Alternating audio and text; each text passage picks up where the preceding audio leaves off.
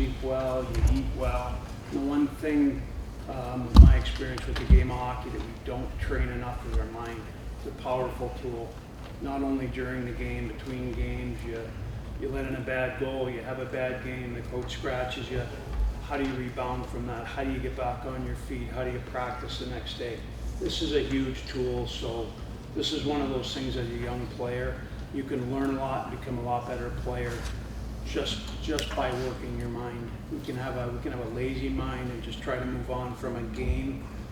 This is a really important part. So as an organization, we stress the mental part of the game and the mental strength, mental toughness, we call it, right?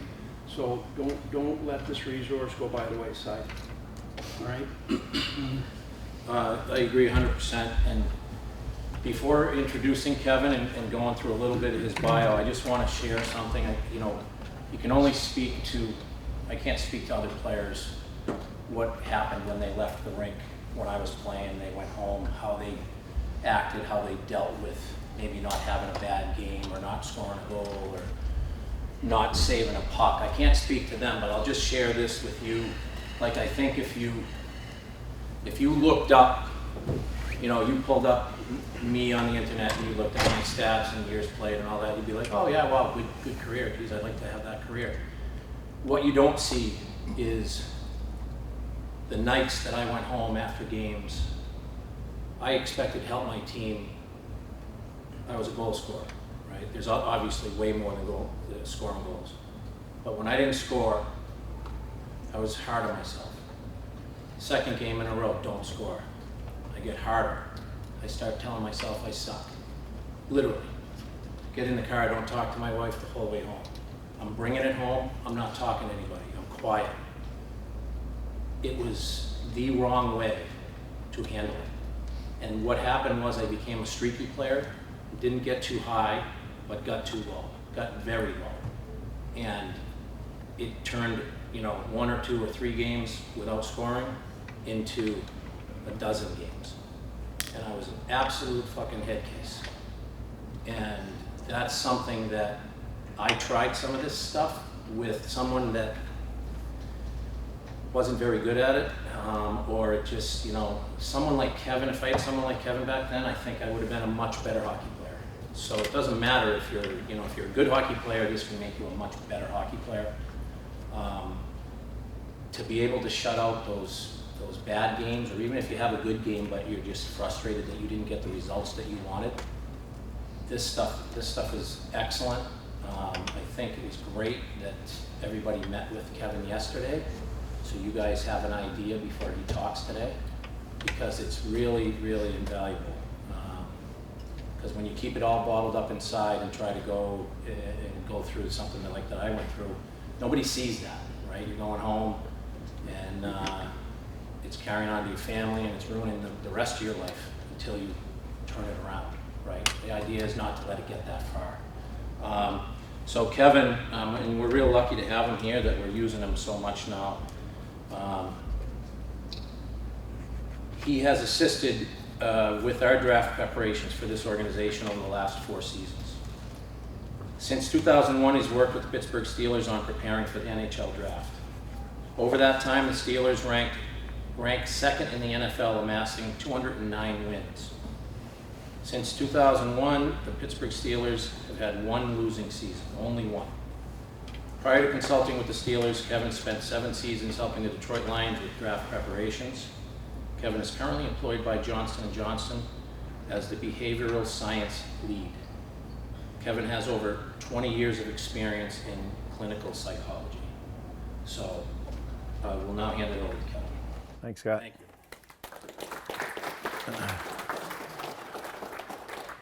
I can't tell you guys how excited I am to be here, and I really appreciate the introduction to Scott. He's a humble guy. I don't know how much you know about history, but I checked this guy out when I first started working for the organization. He played in the NHL for 18 years, 1,181 games. I've got down here 342 goals, 414 assists, 2 Stanley Cups, including the first Stanley Cup in Pittsburgh. He played on the U.S. Olympic team in Salt Lake City to win a silver medal in 2002, and he's in the U.S. Hockey Hall of Fame. Let's give him a round of applause.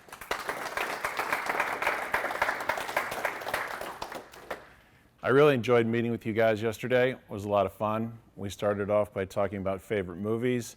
Shawshank Redemption was probably the serious one.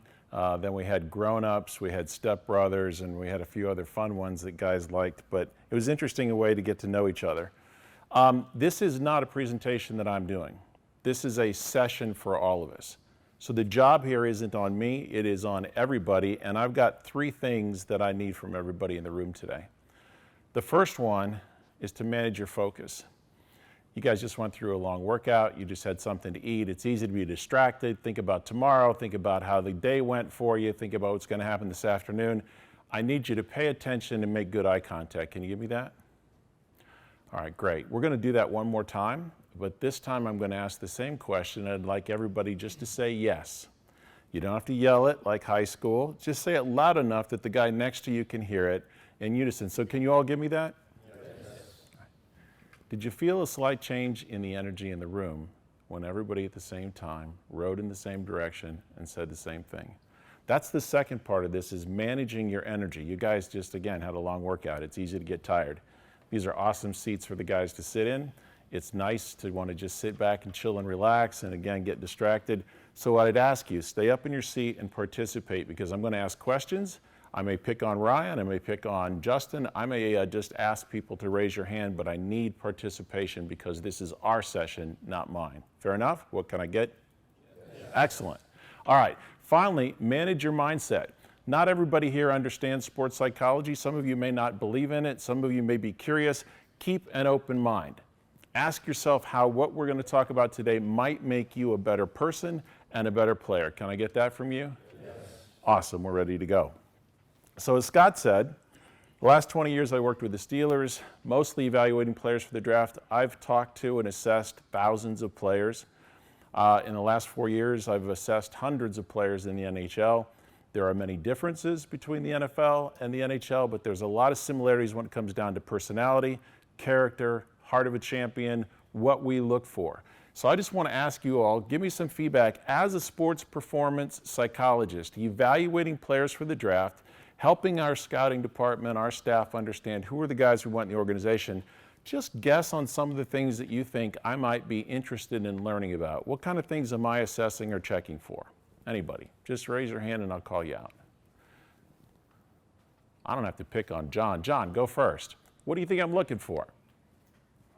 Just like how quickly you answer questions and how like you just sit up in your chair and look you in the eye. Okay, so one thing you look at is body language, okay? People skills, absolutely. Chris, what do you think I look for? You mean on the ice or? In this case, it's looking for either character on the ice, or in this case on the football field or on the ice, or it could just be you as a person. What kind of people do you want in our organization? What kind of people matter? Yeah, how do you handle adversity? How do you handle mistakes? Do you go in the tank? Do your shoulders go down? Does your eye contact drop? What other things do you think we might care about in professional sports? Brosh? Positive people. Positive people, people with a good attitude, because chemistry is critically important. You guys, I mean, the last couple of years stuck in a bubble. My God, if chemistry wasn't important then, it never is. What other things matter to a psychologist on the mental side? Yeah.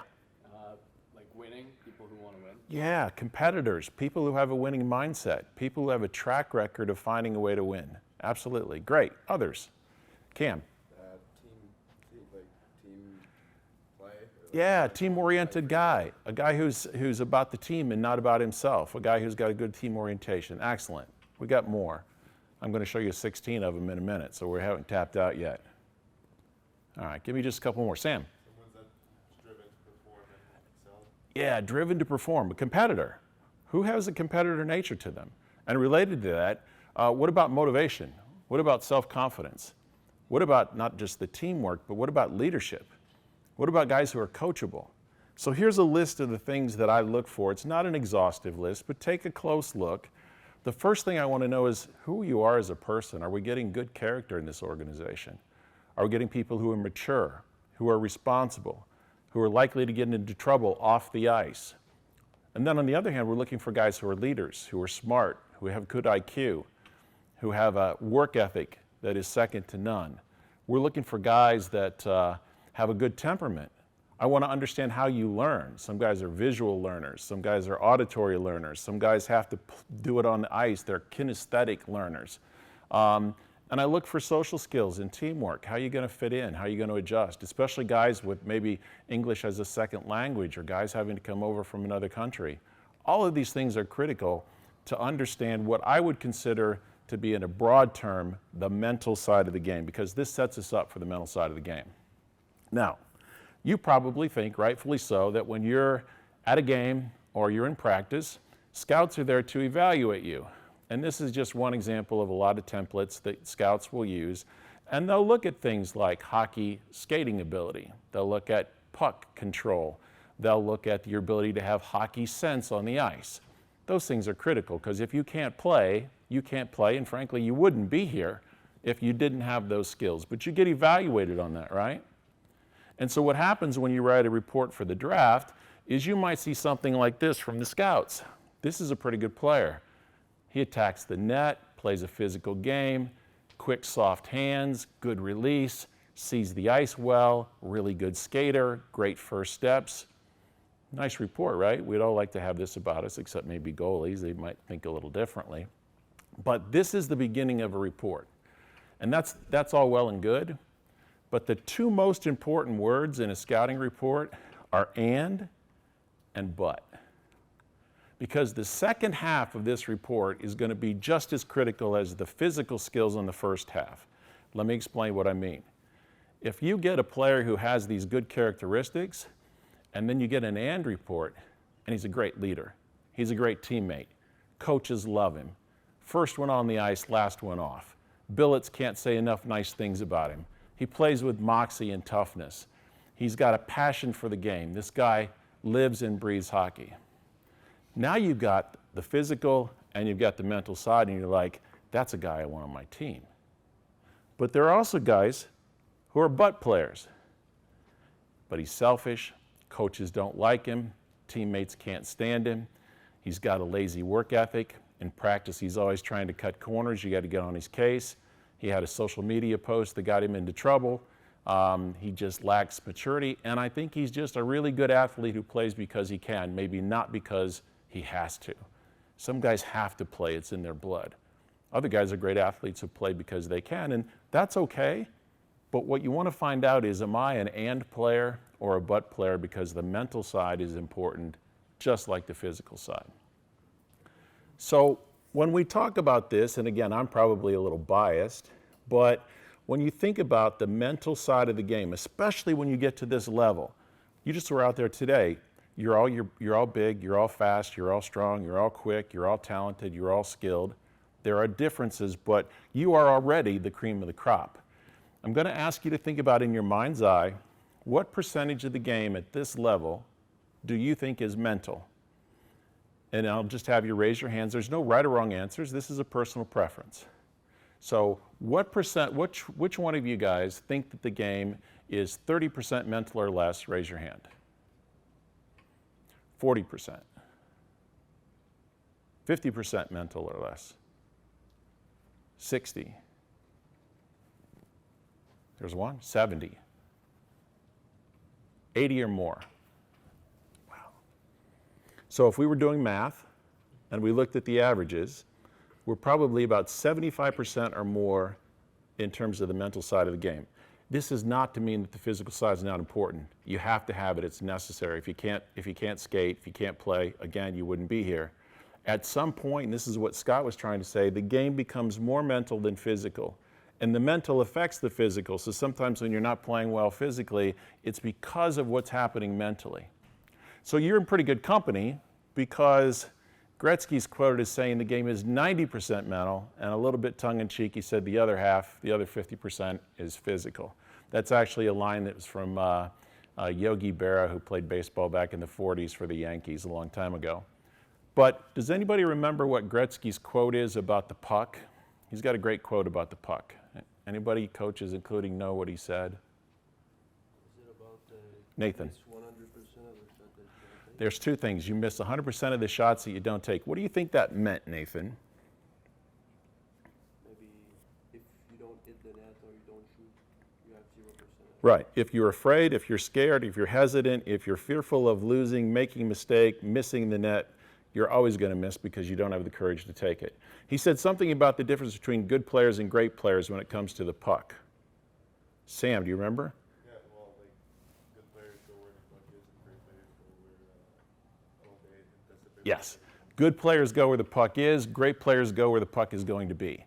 That's a mental side of the game, awareness, anticipation, hockey sense. So you're in pretty good stead. I've also heard from talking to hockey guys, and I think this is actually maybe a little more fair and pretty good. 90% of what you do to get prepared to play is probably mental. But when the puck drops, this becomes a mental game. Especially when you think about ebbs and flows and frustrations and injuries and bad calls by referees and home ice versus away ice. 90% of the game, once the puck drops, becomes mental. I'll bet all of you could relate on some level to when the puck dropped or the drill started today, it went from a physical thing to a mental thing. You got the coaches up there watching you. You're trying to make a good impression. We all talked in these small groups yesterday about a couple things. What did you say, Cam, is one of the risks that you have personally that a lot of guys echoed in terms of getting on the ice? What was one of the risks that you had? Do you remember? I don't remember it. Trying to do too much. Oh, yeah. Yeah, and you said, my job is just to stay within myself. I thought that was a really good answer. So we all try to do too much because we're trying to impress. Shit, I'm trying to impress you guys now, and I'm trying to throttle back as well. So in the off season, you guys all busted your butts to get ready to get here to camp. Now this may not be an exhaustive list, but this is kind of the stuff that people work on to get ready for camp. You could probably put nutrition in there and a few other things. I'm not going to debate that. But these are important things. And I wouldn't be surprised if some of you worked with a flexibility coach or a yoga instructor. You may have worked with a strength coach. You might have worked with somebody on your nutrition. You might have worked on your explosiveness with your skating and worked with a skating coach. You might have worked on puck handling drills and you had a coach for that. All of these things are important, but notice one of the areas is mental strength, or another term for that is mental toughness. Anybody have a thought about what we mean when we talk about mental toughness?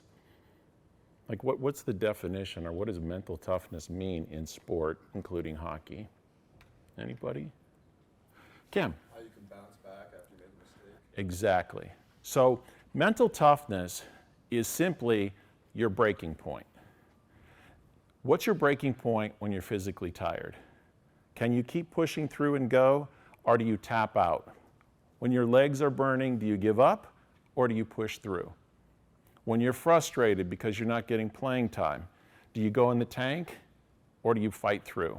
When you get a bad call, when your team is down 3 goals, it's the ability to persevere and persist and bounce back in the face of any kind of adversity, physical, mental, game-wise, things that sometimes are out of your control. So Nick Saban, the coach of Alabama, said that he learned that because he had a house down in Florida. And they were building a house, and he brought in the builder, and he said, I want the best windows that you can give me because I got to make sure that they don't break in a hurricane. And he goes, how do I know I'm getting the best windows? And he says, because they're the ones that won't break. And that's what you have to ask yourself. What's my tap-out point? How strong am I and mentally tough that I will not fall apart? I will not give in. I will not tap out. I will not refuse, whether it's physical, mental, game-wise, frustration with a teammate, anger at a coach, whatever is going on, that refusal to give in is mental strength. Now, we talked yesterday, and I was actually really impressed. A number of you guys are working with mental coaches, and you've had exposure to it, and some of that stigma is leaving. But we had a great talk the other night with the development coaches, and I said, you know what? In focusing on that mental side of hockey and asking yourself what percentage time are you giving to that, one of the things we have to help you guys with is to realize that, you know, nobody says to you, you're working with a strength and conditioning coach? What the hell is wrong with you? Nobody says you're working with a nutrition coach. Why would you do that? But sometimes people say, oh, if you're working with a mental performance coach or a sports psychologist, is there something wrong? No. It's the idea that you're trying to strengthen 50, 60, 70% of your game that's going to determine your success. And the smart guys are doing that. And the rest of you, I hope, will start to understand that as opportunities are afforded to you, take advantage of that. Now, we're going to switch gears and talk a little bit about hockey history. First of all, who can tell me who the two guys are that you see on the screen? Lucas.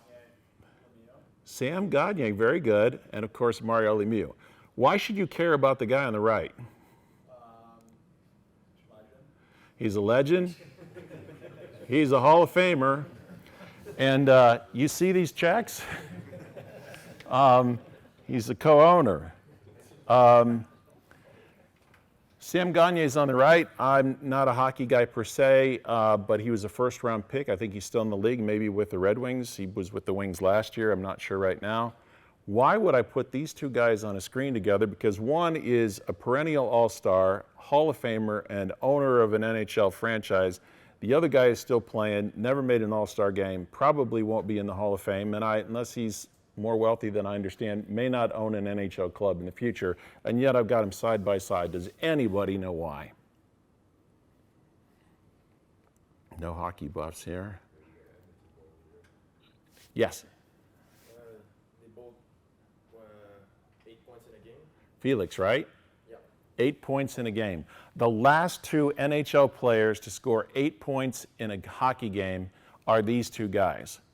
Now, part of phenomenal trivia here, well done, Felix, is that Mario Lemieux did this in April of 1989. He holds the record for having done it 3 times in his NHL career.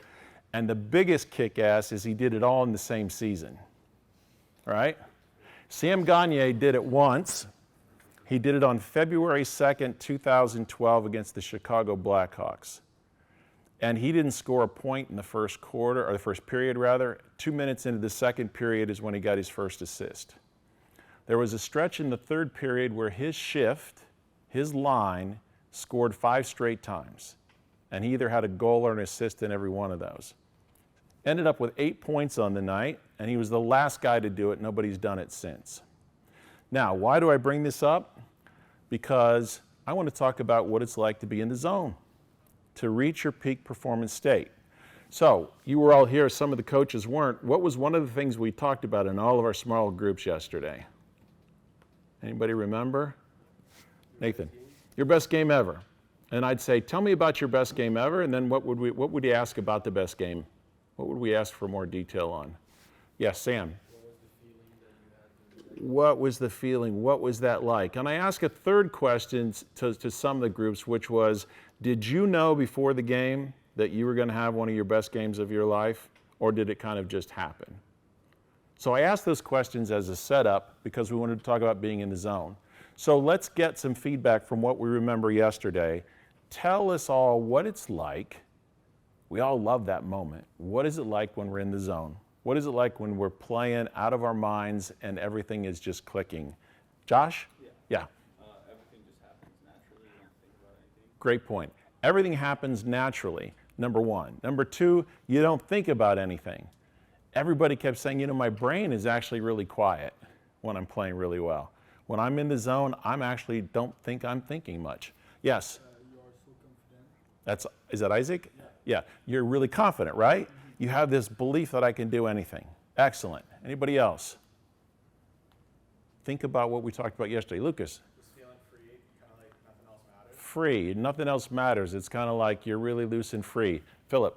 Feels easy, like you kind of know what to do. Feels easy. Like the game slows down. It's easy for you. Yes? Feels like nothing can go wrong. Nothing can go wrong. Completely. Yes? You're never tired. You're never tired. You got this endless energy. You feel like you can go forever.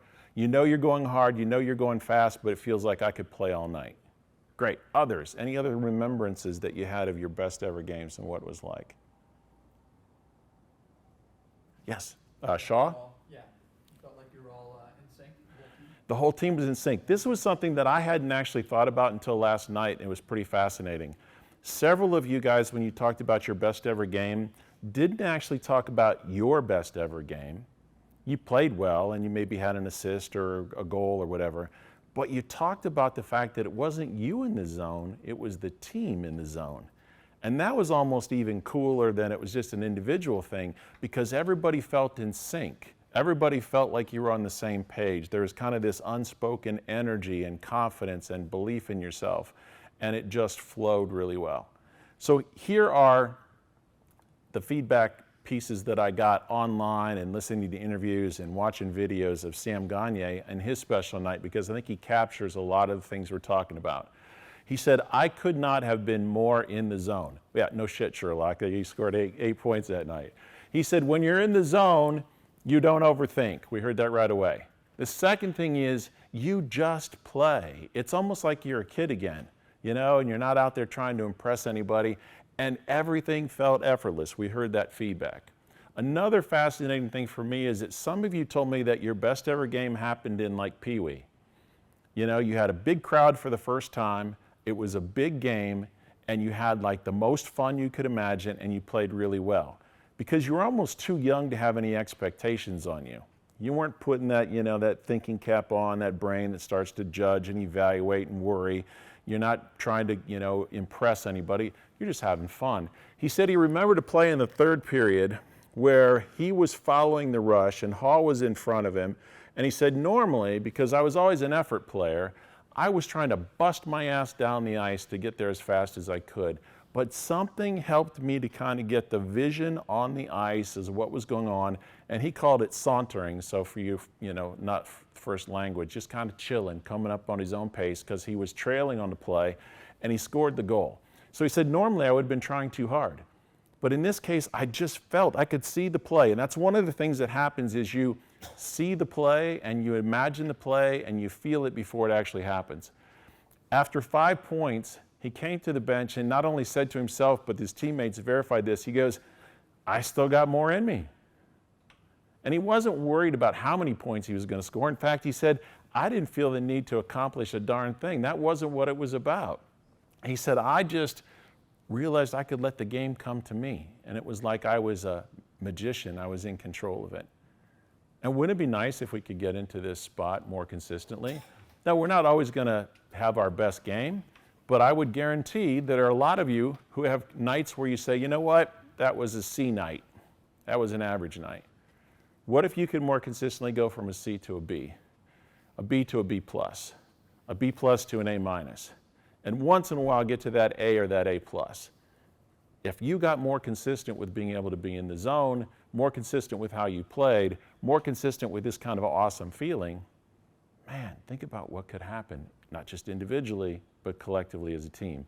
Because one thing you have to understand is when one guy's in a zone like that, it tends to permeate, it tends to feed the rest of the team. And that's why some of you felt that really good feeling when everybody's together. So there are 20 common ways that guys typically describe in any sport what it's like to be in the zone. This isn't just hockey. By the way, that's Michael Phelps. Michael Phelps has 28 Olympic medals, 23 gold, probably was one of the best athletes in the history of the world at getting in the zone. I think that's him up there because he had a very traditional, very structured ritual for how he got ready for each race.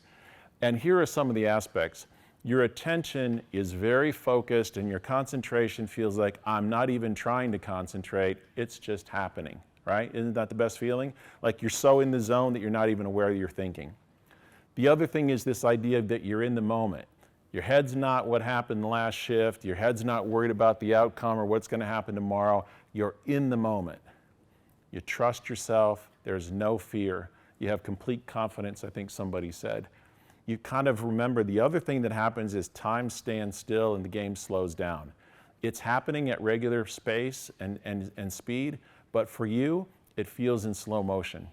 And not only that, like we talked about, you feel you're a half a step ahead because you're anticipating and you're actually seeing things before they happen. That's a great feeling, a great place to be. We talked about being effortless and smooth, and the other huge thing is, in terms of the mental side, quiet mind. I wasn't thinking, I don't remember thinking anything. I just remember feeling it. I just remember how much fun I was having. And the last thing is that there was no evaluation or judgment. How am I doing? What are the coaches thinking? Did I miss that play? That stuff is completely absent. And when you can do that, and we talked about that last night, guys, or when we were meeting with the players, there's a natural tendency to worry. You know, the coaches and everybody's up in the stands and they're watching you from that upper level. You're practicing, you're trying to impress. You make a mistake and you start to worry, oh my God, what are the coaches thinking? Did they see that? And you start to press, you start to dwell, you get out of the moment, you're still stuck there on the next shift or the next drill, and now it becomes a vicious cycle. And one of the things, you all know who Shaun White is, the Olympic snowboarder? He has this thing about when he's in the zone, he says it's really interesting because he said, I actually don't give a shit about the outcome. He goes, I'm kind of indifferent to whether I win a gold or I win the championship. When I'm truly in the zone and having the most fun, I am so in love with the process that the outcome doesn't matter to me. He goes, of course, I'm more likely to get the gold when I have that mindset. But he said it's really kind of a fascinating thing. And you see this with a lot of great athletes. They are so in the zone that they're not thinking about the result. They're not worried about the score. They're not trying to judge themselves on whether they're going to be successful. So I think we can all agree, getting in the zone is a wonderful thing. We all would like to do it more often. So here's a challenge. How do you get in the zone? I'm not going to do it, so none of you have to stress out and start worrying, but just imagine in your mind if I said, Philip, why don't you come up and give us a detailed explanation about every day and how you get in the zone? Now, maybe he could do it, but I'll bet a lot of us couldn't. If I said, what's your plan? Can you explain your process on a day in and day out basis for practice and for games that get you in the zone consistently? You might be able to tell me about your pregame routine. I take a nap. It's an hour and 45-minute nap. I do this. I always eat chicken and pasta. You might have that part of a routine, and that's important. But I'm not sure all of you could actually kind of get up and go, I've got this wonderful plan. It works every time, or it works consistently. So you have to ask yourself, how well is the plan, if I even have one? How well is it working for me?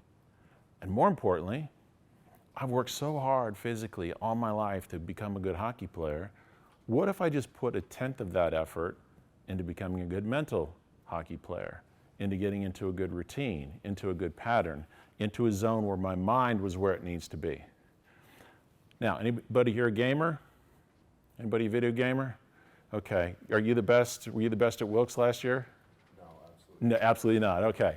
Anybody here who's really good at it, like could, be a pro? A lot of guys are big gamers. What I tell people all the time is I think that it's easier for you to get in the zone as a gamer sometimes than it is as a professional athlete.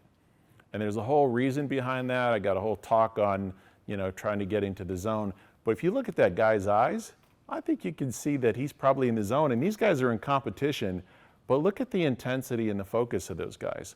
Because that's the other thing, is that your focus and concentration is so natural, sometimes it's like your eyes are just piercing through people around you. So, there are 10 areas that I think are important for getting in the zone. When I work with individuals or players, I find out more about you because maybe there's something else that's going on with you that goes beyond this, because every one of us is unique. But here are the 10. The first one is to become goal-driven, and talking about goal setting is kind of boring. It's not exciting, it's not fun, but it's critically important. Let me explain. There's a 4-step process for goals. The first thing you have to understand with goals is to figure out, what is my goal? Where do I want to get to? And that's a spot somewhere in the future that you're not at right now. Think of it as a journey. You've got a map and you're saying, I want to get to this place. The second question you have to ask is, okay, that's great. Where am I right now? Where am I standing right now? Because if I don't know where I am, it's going to be hard to get there. And if you don't have a goal, there's an old quote, I think, by Henry Ford that says, if you don't know where you're going, that's probably where you're going to end up, not knowing where you're going. First question, where do I want to go? Second question, where am I at? Third question, how do I get there? What's my map? What's my direction? What's my game plan? How am I going to get there? And then periodically, you have to stop and say, hey, how am I doing? Am I still on track, or am I a little bit off course? And then you have to adjust. It's like having detours on a trip, Shit happens. And you have to have detours, or something's not working, you have to get back on track. One of the favorite things I love to tell people about having goals and going after them is, when we fly on a commercial airplane, They're almost all automated today. The computer flies you and the computer lands. What you don't know is 98% of the time that you're in the air going from Los Angeles to New York, 98% of the time you're off course. 98% of the time. Now it's only a couple of degrees this way, 5 degrees that way because of wind currents and things, and the plane is constantly calibrating and readjusting. That's that plan along the way. And you get to where you're going, but it's never a perfectly straight line. Life isn't that way. Injuries happen, all sorts of things happen to get in your way, but you can't give up on the mission to get to that goal. The second thing I work with you on is trying to find your motivation. So you may be motivated to prove people wrong. You like having a chip on your shoulder. You might be motivated to make people proud. You might want to make your family proud of the people that invested in you. You might be motivated because you're scared to death to fail. A lot of great players are tremendously afraid of failure, and that's what drives them. You may be a gamer who just loves to win, and there's no better feeling in the world than winning, so that's what motivates you. So people are motivated by different combinations of things, and one of the things I try to do when I assess players is I find out what's your motivation? What's your drive? Are you doing this for the right reasons? And where did that come from? The next part, which is frankly pretty hard, is to stay strong and to stay confident. When we face adversity, when we have problems, when we get disappointments, when we doubt ourselves, and Scott talked a lot about that. How do you not get so down on yourself that you destroy your sense of self-confidence? We talked about the importance of pregame routine. And now, there are some guys that just have genetic freak capabilities. They show up at the rink, they don't put an ounce of time in, they screw around in the locker room, they put on their skates, they don't stretch, they go out and they play awesome hockey. Those guys are few and far between. Coach Sullivan got up, and I'm going to talk about this more in a moment. He said, if you want to watch somebody that understands routine and preparation and pays attention, watch number 87. See what he does on a day in and day out basis. Look at his dedication to commitment and doing it the same way, the right way every time. Having that routine and working on it, finding out how to get a little bit better, how to adjust things to make him go to get to that goal, critically important. Look at number 5, 6, and 7 and see if we haven't talked about this maybe once before today. Strengthening your focus and staying in the moment. Number 6, managing your energy and the emotions that go with it. And number 7, having a positive mindset. Those are the 3 things I ask you guys to start with today. You know why? Because this isn't just about sport. You want to be a better person. You want to be a better boyfriend. You want to be a better husband someday, a father to your kids, a businessman after hockey, a coach after hockey, a scout. These are life skills. This isn't just about getting good at hockey. These mental skills help us in all aspects of life. Now, when you get to those points, and you get to those 7, the next one is a fun talk that I like to give and something I like to work on with players all the time. And that's developing an effective inner voice. Now, some of you are probably sitting here saying, inner voice, I have no idea what he's talking about. This sounds really stupid. That's your inner voice, what you just said to yourself. Now, I'm not a hockey guy, I'll probably butcher this, but imagine the difference between an inner voice that's a really good coach, like you're getting over a face-off and you remind yourself to get your blade on the ice, you get the perfect body position, you have a plan for where you're going to drop it, you're focusing on the puck and not the other guy's stick, and you say, you got this. That's a pretty good coach. That's an inner coach. You say that stuff to yourself potentially all the time. But most of you, let's imagine that you lost the last 4 face-offs. Stupid ass, what the hell is going on with you? I lost 4 in a row. I'm going to lose this one too. This is a crucial puck. What's wrong with me? Why am I not getting it? My hands feel slow today. My legs are heavy. This guy's really quick. That frickin' ref doesn't know how to drop the puck, right? Now that's not a good inner coach. That's the inner critic. And if you do the last one, you're screwed. You're not going to win that face-off. So teaching guys how to make sure that that inner voice starts working for you instead of against you is a critical step in the process. When you do all those things, I think you can start growing resilient to adversity. And this is something I also talked to the development coaches about, and they said it would be really good to mention. If you go to the gym to work out, and you're doing bench presses, and let's just imagine that you're doing 175 and your goal is to try to get 15 reps, and you get to 11 and you can't go anymore. You drop the bell and you say, okay, I'm done. I tapped out. I met my limit today. You don't go home and beat yourself up and say, what's wrong with me? I'm terrible. I tapped out at 15, probably because you only got 9 last week, or maybe 7 3 weeks before that.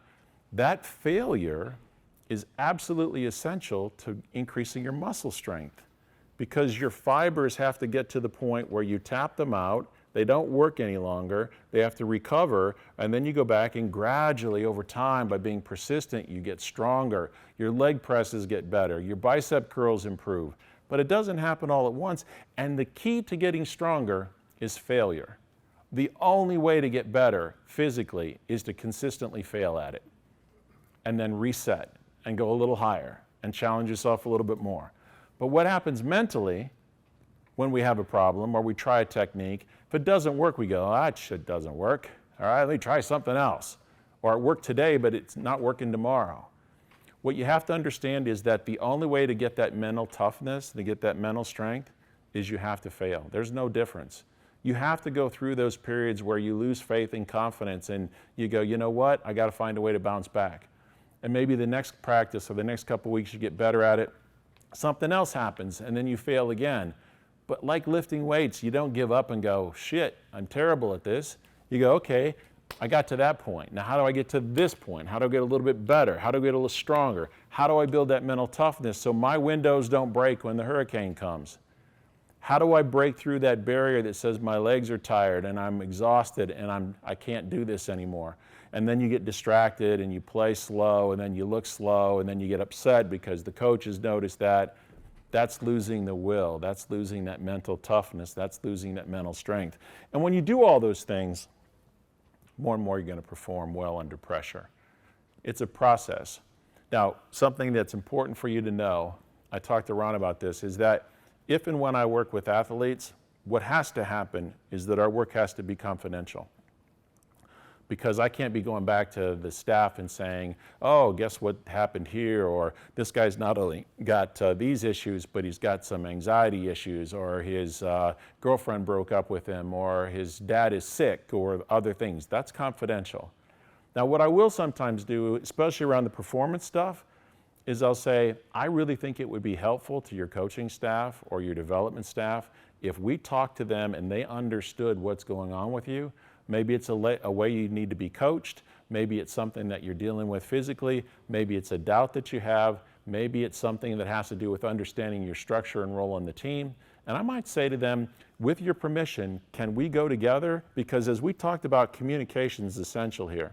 And if you say yes, I think that's great. It's for your benefit. If you say no, then I have to, trust your confidence and say, okay, it's not time. Maybe you'll do that on your own. But if I don't have that trust, and you don't have that trust in me, or whoever you're working with, it really undermines and cuts our ability to be effective. Now, let's talk about an elephant in the room. An elephant in the room is a problem that maybe nobody's talking about, but we need to address. Now, you're here in camp. You're teammates, you love each other, you're working hard, you like each other as friends, but let's be honest, you're also competing with each other, right? Guys are competing for positions, they're competing for lines, they're competing for where you might be. Some guys are competing here for contracts. And so it's natural to have some mixed feelings that I want to do well, I want my teammates to do well, but I also may struggle, as any of us would, with I'm going up against this guy and he just had a goal and assist in a 3-on-3, and how's that going to make me look? All right? Now there's a couple of things that I would say to you. Number one is, if you start to get jealous and start to shut that guy out on the next shift, or you start to go in the tank, or your shoulders go down, or frankly you try even harder to make an impression and now you are trying too hard and it's making it worse, that's going to stick out like a sore thumb to the coaching staff. They're going to see that through that really, really quickly. The second thing is, they want to look at mental toughness. So if you're competing with another guy and he just makes a good play and has a goal, and you can stay strong and firm and be non-fazed by it and just go right back out on the ice and make your plays, congratulate him, maybe give him a high five and move on, they go, that guy's got mental toughness. That guy really does want his team to be successful. That guy is able to say, yeah, bring it on. You know, I don't know if you remember the Ryder Cup a couple years ago where I think wasn't Ian Poulter, but it was Patrick Reed from the U.S. was against somebody, and they were just draining putt after putt after putt, and the one guy would knock in a 20-footer, and the other guy go, yeah, screw you, and he'd knock in a 22-footer, and they were going back and back. That's mental toughness, and that's what the coaches want to see from you. And here's the third thing I brought up to the development staff, and Dr. Nash is here, and he and I work with the Steelers and with the Penguins, and they have a rookie symposium of about 10 or 12 talks every year. I gave a talk on leadership last year, and of course, I did what a lot of you do when you have to write a report for school and you're trying to talk about leadership. I go on Google and I do a Google search, and I put it in, and it comes up with almost 8 billion hits. Well, that doesn't help me a whole lot, right? 8 billion leads on leadership. But this is what I settled on, and this is really important. Leadership occurs when any of you facilitate the capacity for greatness in others. When you work to make the people around you better, rather than to be jealous or intimidated or defensive or angry about it, if you help them get better and help them strive to achieve their goals, you're being a leader. So leadership here isn't just, Sid and Gino and Chris and the guys who've been around a long time. My take on it is that everybody in this room has leadership responsibility, from the oldest veteran to the youngest guy, and that is you make each other better. So it means in practice, you bust your butt to make him better. It means that if a guy is struggling, you pull him aside and say, hey, you had a tough day today. It's going to be okay. Let's go grab a walk. All right, let's talk this through. If you see a guy or your roommate who's staying up too late because he's addicted to that video game and he's playing Call of Duty, and you're like, dude, I need to get some sleep, say to him, we all need to get some sleep. We got to be smart about our diet or nutrition. It's the idea that when somebody makes a mistake, you bump them and you say, next play, because we've just been talking about that. It's the idea that you go talk to people after a break in the action and you say, we miscommunicated on that tape-to-tape pass or that drill. How do we fix it? How do we get better? It's taking care of your responsibilities. And I'll put it this way. Leadership is actually a simple thing in my mind, but it is not easy to do. And there's really 4 steps to the process. The first thing is you have to walk the talk. Take care of your own shit, all right? If you can't take care of that, people aren't going to listen to what you have to say to them anyway. Be responsible and accountable first.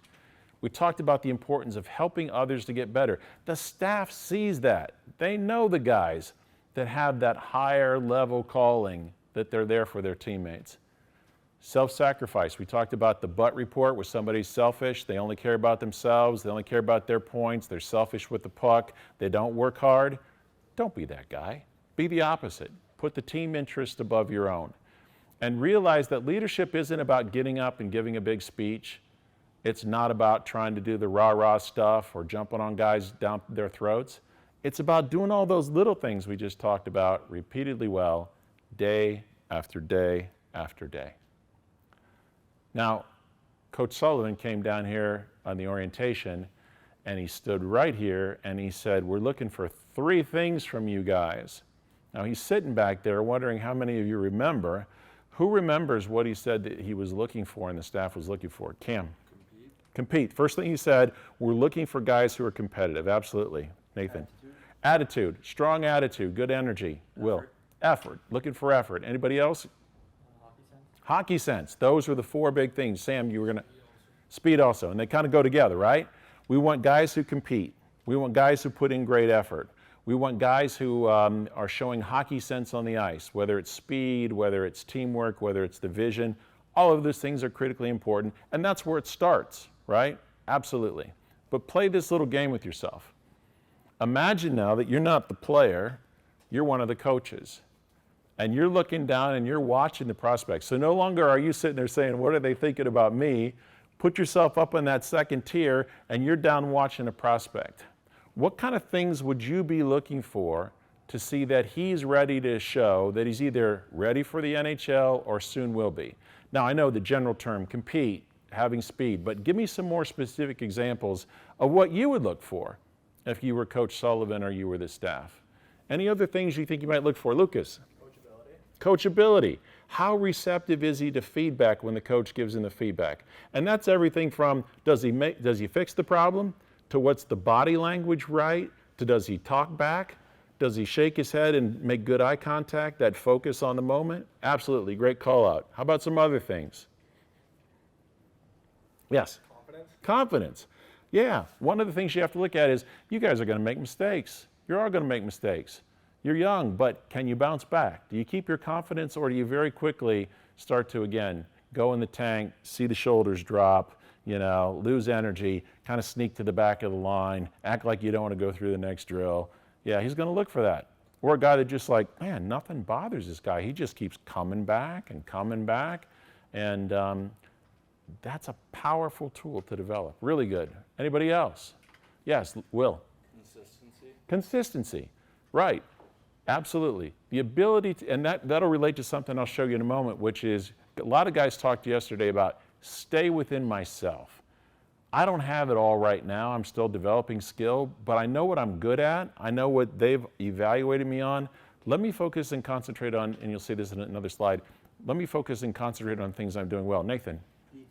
Details, paying attention to the details. That goes back to the small details. Is this a guy who gets it, or is this a guy who's just out kind of playing?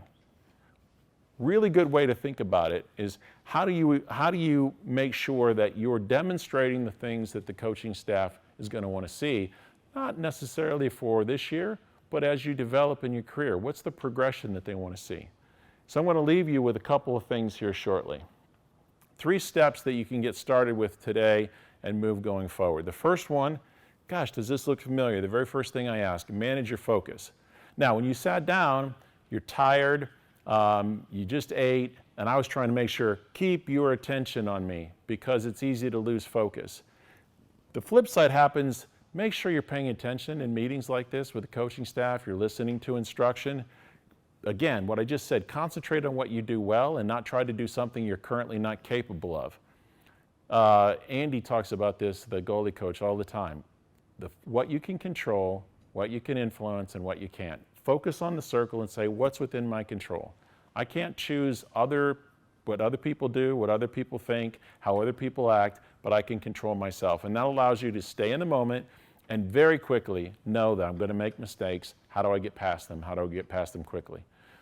So as I mentioned to some of the guys, I live in Plymouth, Michigan, where the USA hockey program is. And every fall we have a festival. And last Saturday, my wife and I walked up to the festival because we've done it for 30 years. And she says, we got to walk up, at least walk up and come back down. So we go walking up and we're coming back down, and I see this frankly fairly lumpy 15-year-old kid walking toward me, and he's got this bright red t-shirt on, and it's got that Buddha, but I couldn't tell what it said. And he got close to me and he just walks by and it says, his was a little different. He says, you got to let that shit go. And I thought, that is a perfect symbol for what you guys need to think about on the ice when you make a mistake. You got to let that shit go. Now, after you get home tonight, you might reflect on what you did wrong. You might visualize how you're going to correct it tomorrow. You might think about talking to a coach to help you fix it. But when you're in that moment, you got to let that shit go. Number 2, manage your energy. Now, we talked about the fact you might be low energy today because you just went through a workout. You just had a nice big meal. And I ask you to try to have energy, to be participating, keep a good focus. The flip side is when you're stressed out, you're anxious, you're afraid, you're worried. That stuff is sucking energy all day long from you. It's like having your car in neutral, but the engine is revving, because emotional upset will wear your butt out, and it also interferes with your sleep and other things. So helping to understand, and I love this phrase, nobody ever worried themselves into the NHL. Nobody ever stressed out into the NHL and said, man, I just stressed enough that I finally made it, I finally got there. The flip side of that, being in the zone, stay loose, stay free, stay instinctive, and start having some fun again. You're supposed to have fun, have some joy in the ice, smile, have fun with your teammates. Realize that this is not a life and death experience. One of the things we work on is using something very simple like breathing and visualization to stay calm and relieve pressure, especially if you've made a mistake and you're trying to let it go. And where's Raves at? There he is. He said that he's a basketball star in Latvia. He told me that yesterday. And I said, Raves, I'm gonna put some basketball in here for you. And so you all know this is LeBron James. And I said, if it's good enough for LeBron, I think this is fascinating. This is Game 7, NBA Finals, when he was with the Miami Heat. He played every minute of that game. It's almost like imagining never coming out in hockey, or certainly playing every other shift. There's only about a minute left to go in the game, and the Heat called timeout. I don't remember, honestly, if they were 1 point up or 1 point down.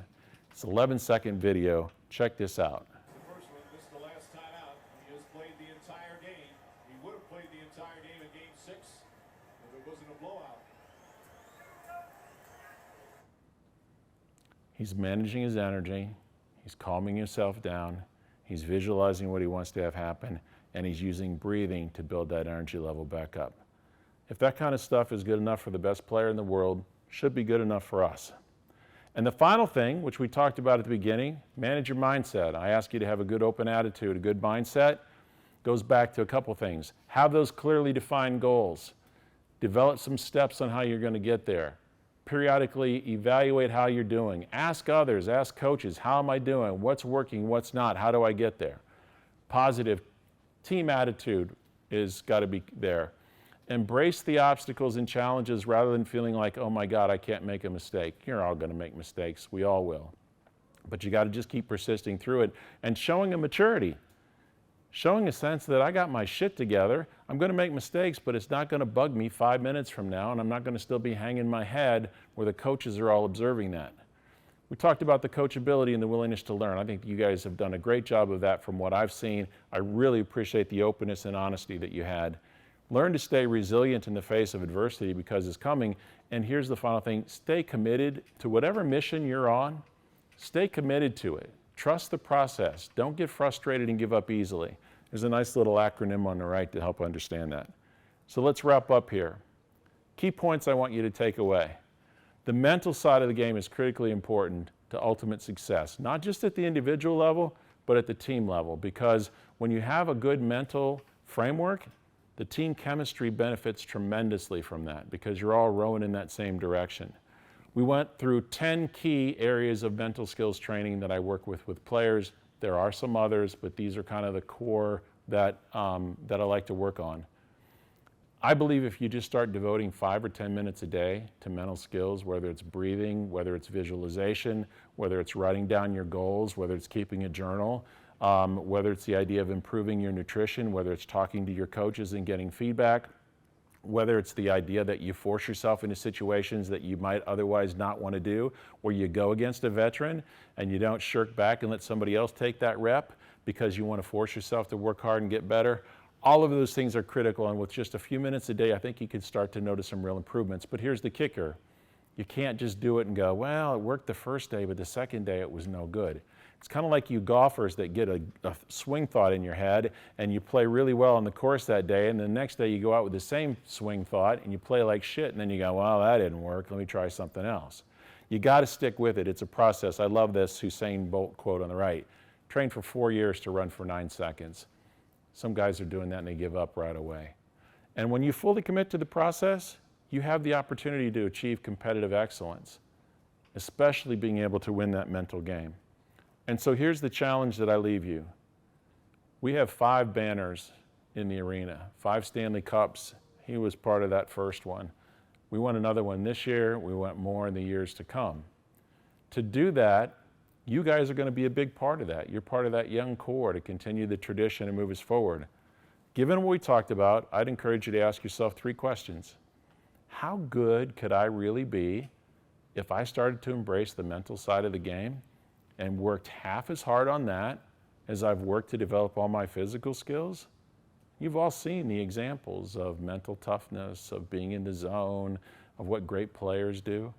Second question, am I willing to pay the price?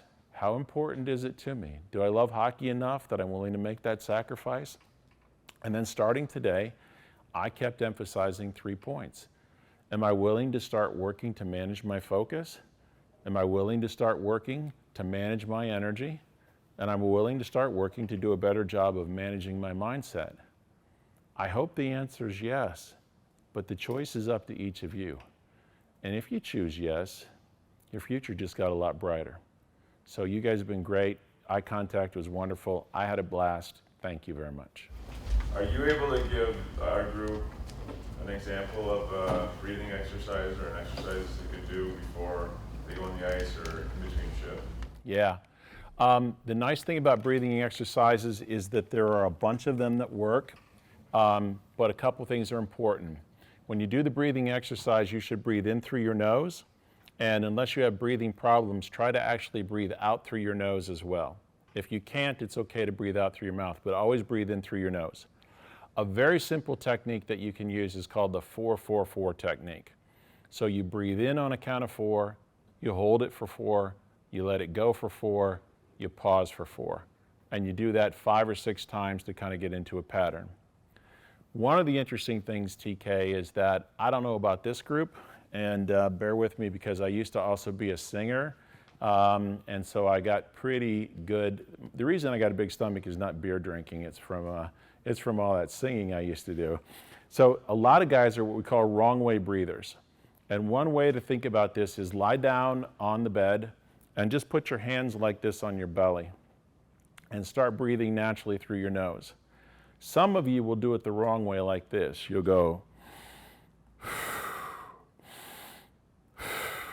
So when you breathe in, your stomach goes in, and when you breathe out, your stomach goes out. That's wrong way breathing. That's called military breathing. What you want to do is when you breathe in, your belly should get big like this.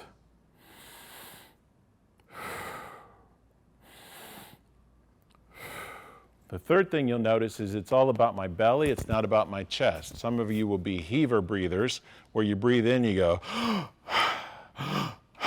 So until you get right the simple pattern of breathing it properly, you're going to have some challenges. So work on that first. Second thing is this breathing idea of very slowly in, count of 4, hold, out 4, hold. There's no magic in the 4-4-4. Some guys like myself can breathe in for 4, but when I breathe out, I breathe slowly, so it's a count of 6. Again, not magic, but important to do.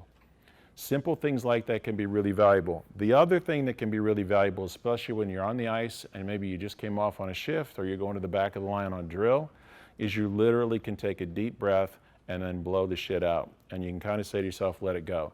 You've all seen basketball players get to the foul line, they go through their routine, what do? Now that kind of breath, you don't have to worry about this so much. It's the idea you take in some oxygen and you kind of blow out the tension. Related to that, you can do this on the ice, when you're coming off. But when you do that breathing and you do a breath to relax it, it's really nice sometimes to have some kind of phrase like let it go, next play, move on. So you make a mistake, you get frustrated, and you kind of go like this and you go, let it go. Those things can be really valuable. A lot of other tricks, but hopefully those are a few ideas that guys can start to incorporate. There are really good apps on the market I would encourage you all to download and use if you haven't.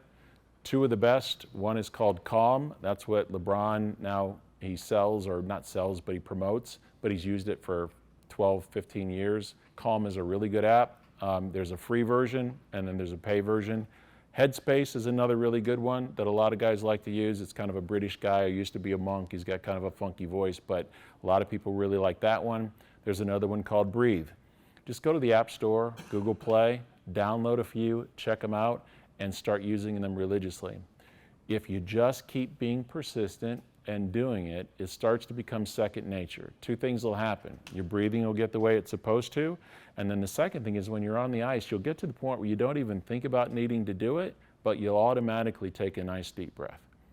But it starts with the idea of breathing in through your nose if you can, and either out through your nose or out through your mouth. You don't want to be a mouth breather. There's a bunch of really fascinating research, and if you ever get really interested in it, there's a really cool book called Breathe that is fascinating about what's happened in the evolution of man over time and how we've screwed up our breathing patterns. It's a great question, TK, thanks. Other questions? How about visualization? Yeah. As far as focusing on one particular thing Yeah. and when, you know, pregame that, night before a game. Yeah. something. Another great question. So I believe heavily in visualization and encourage guys to do it certainly on game day, if not on practice day. I think that there's real value in making that part of your pregame routine. And you can either create your own, or sometimes you can get apps online or work with somebody like me to help develop that.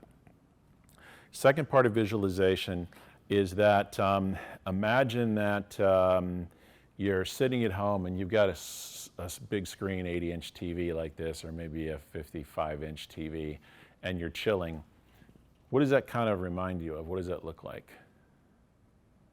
The shape of it. It's a goal. It's a hockey goal. So there's nothing wrong with sitting there, and while you're sitting there, imagine scoring 10 goals in each of the 5 holes. And you see yourself where that's kind of the spot, and you see yourself and imagine yourself scoring goals. There's another thing called the Tetris effect, that some guys play the game Tetris and everything looks like a square. Suddenly you start finding the back of semis look just like a hockey goal. You'll find all sorts of places where you can visualize that. One of my favorites is the fact that you guys will be doing drills in line and you'll screw up a play. And then you got to go back to the line again. And now you've got the risk that you're dwelling on it. Okay, I screwed that up. I don't want to screw it up again. Oh my God, what's going to happen? You can use that time to do that breath, where you take the deep breath, you blow it out, and you say, let it go. And then while you're waiting to get back to your turn, visualize doing that drill successfully.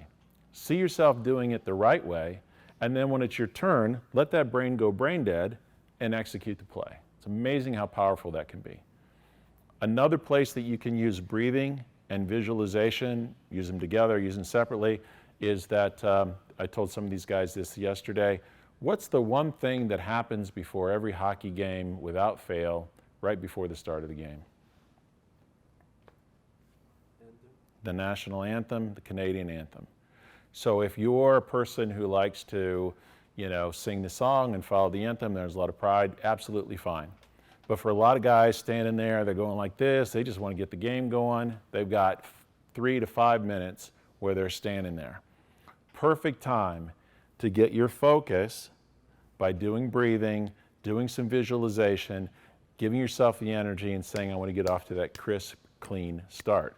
All sorts of opportunities to do those sorts of things, both within games, at the end of a shift, between periods, where you can get your game face back on and learn to let shit go and worry about it later. Deal with it later. Fix it later, because you can't fix it right now. The last thing you can do with the visualization is, a lot of these coaches will appreciate this, but John Wooden was a basketball coach at UCLA, won 10 national championships in 12 years, and it'll never be repeated. He had a fascinating way of coaching. When a guy made a mistake, he would blow the whistle, and he would have everybody get right back in the same position. And in this case, it's basketball. Guy made a bad pass. He would say, all right, I want the same setup, but I want you to make the right pass this time. So the guy makes the right pass, passes the ball back. He goes, okay, I want you to make the bad pass that you made that led me to blow the whistle. Well, makes the bad pass. He says, okay, now I want you to make the right pass again.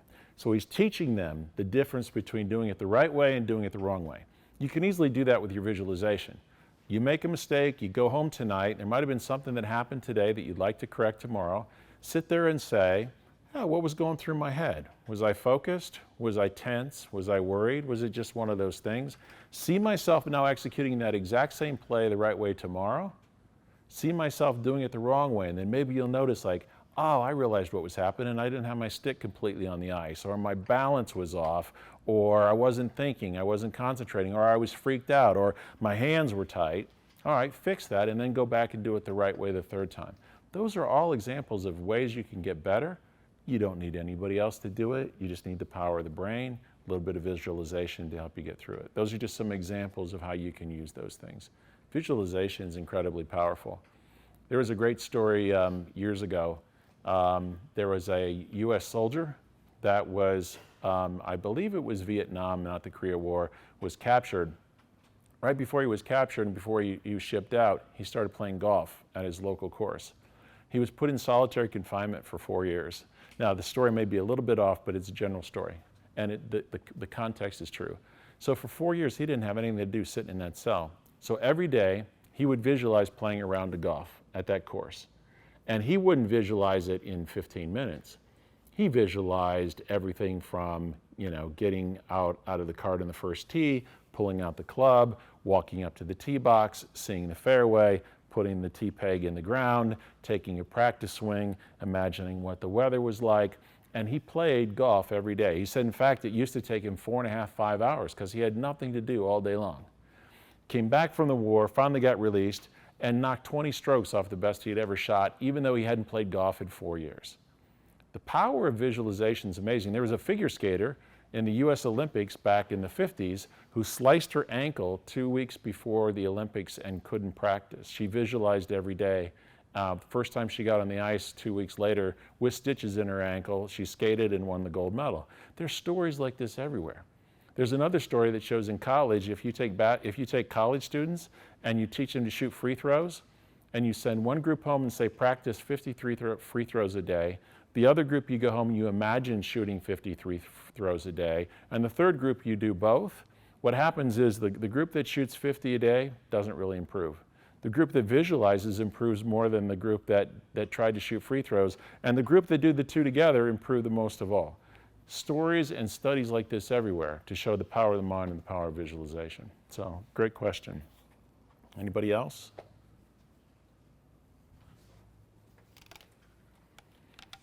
I don't have a question, Kevin, but I'll share a comment with you guys in listening to this stuff. One of the things our coaching staff talks a lot about is what's the cutting edge, what's the next frontier, how do we gain a competitive advantage as a coaching staff? And maybe like when my generation was your age, maybe that cutting edge was the physical aspect. It was off-ice training, it was plyometrics, it was overspeed, it was the physical aspect of the sport. And there were certain schools, programs, teams that were better at it than others, and they gained a competitive advantage because of it. Well, I ask myself the same question. I ask our coaching staff this all the time, because we want to be at the cutting edge of that, right? Because we're trying to gain a competitive advantage. Because there's such a fine line between winning and losing, right? So my experience, if you were to ask me that question, and we just had our coaches meetings a couple of weeks ago, and we talked about this very thing. This is the new frontier, in our opinion. You can't uncouple the physical aspect of our game from the intellectual aspect, the emotional aspect, how stress and anxiety affect your physiology and your ability to perform, right? So this realm, this resource that we have at our disposal here, in my mind, is invaluable for you guys as athletes to maximize your career. We're trying to do it as an organization because we're trying to turn over every rock to gain a competitive advantage to try to win. Because, like I told you, there's such a fine line between winning and losing, right? So we're even asking ourselves as a coaching staff, how do we learn from this stuff in coaching you guys? The activities that we do in practice, some of the skill work that you did with Ty Hennis out there, for example, today, has some of that science involved. You guys don't even know it. But trust me when I tell you this, because we have a lot of these conversations behind the scenes, right? But your ability to control that conversation with yourself is invaluable to maximizing your performance. We talk a lot with our team during the course of the season on how to deal with adversity. We have a running conversation in the playoffs because things never go the way you want them to go, right? That's the nature of our game. We're gonna make mistakes, and it doesn't always go your way. So how do you react when it doesn't? A lot of times, that's the difference between a successful team and a failing team. How you deal with the adversity, the ebbs and flows. It's the difference between a successful player and maybe a player that's not as successful. So if you guys want to maximize your own personal careers, and we want to maximize our opportunity as an organization to stack more trophies in the case, this is the new frontier. That's what I think. I mean, I couldn't be more sold on the importance of this stuff and how to gain a competitive advantage. We know how to make guys stronger. We can help you shoot the puck harder. We can work on your release. We can make you faster, right? How the Christ do we make you deal with adversity? Or when you got a coach like me that's not warm and fuzzy and he barks at you when things don't go the right way. How do you handle that as an athlete? Because that goes a long way to helping us have success and helping you have success as a player, right? And I'm convinced this is the new frontier. And we're still trying to figure it all out. You know, we've got some people like Kevin that's dedicated his life to trying to figure this stuff out, right? And we're trying to figure it out as a coaching staff. We're not perfect. When you're dealing with human nature is tough sometimes. It's tough to figure you guys out. We're always trying to get inside your heads. What's he thinking? If we do this, how's it going to affect the team? We're always having those conversations behind the scenes in the coach's room, right? Because we want what you want. We just want to have success. We want to win. So I would urge you guys to maximize this opportunity and take this stuff seriously. It's not just coach speak. We're not just putting you guys through the paces because it's a rookie camp. This is, for me, is the new frontier. This is the cutting edge. This is how you gain a competitive advantage. And if you want to win and you want to be the best, what are you willing to do? And so I urge you guys to go down this road and start to educate yourselves and learn more about it. We're trying to do it as a coaching staff, as your coaching staff. We're trying to learn more about it as well, so we can do a better job at coaching you guys. So anyway, that's my comment. I just want to thank you, Kevin, but the last question before letting you go is, if somebody does want to get in touch with you, how do we go about that as individual players? Yeah, I've got information there, but a lot of you don't have pens and papers. So one of the things maybe I'll talk to Eric about is make sure that I get my contact information to the coaches, to the players, to the rest of the staff, so that you can reach out to me directly if it's something you want to work on and talk about. We've had some preliminary discussions too about maybe coming out to Wilkes-Barre for the guys that'll be there, or Wheeling, and do some of these group sessions. I talked about that inner coach, for example. There's a whole important talk to help you understand how to work through that, what that really means, how to change that for yourself. There's a session on goal setting. There's other things we can do both as a group, but also individually. And a lot of guys will want to just reach out and talk to me on the phone or through text message, sometimes Zoom, and just say, I got an issue, can we fix it? Doesn't have to be we talk every week and, you know, all sorts of things. That'd be happy too. But if you have specific questions or things I can help you with, like we tried to do today, happy to give you suggestions and ideas, follow up with you, see how it's working for you, and be available as a resource.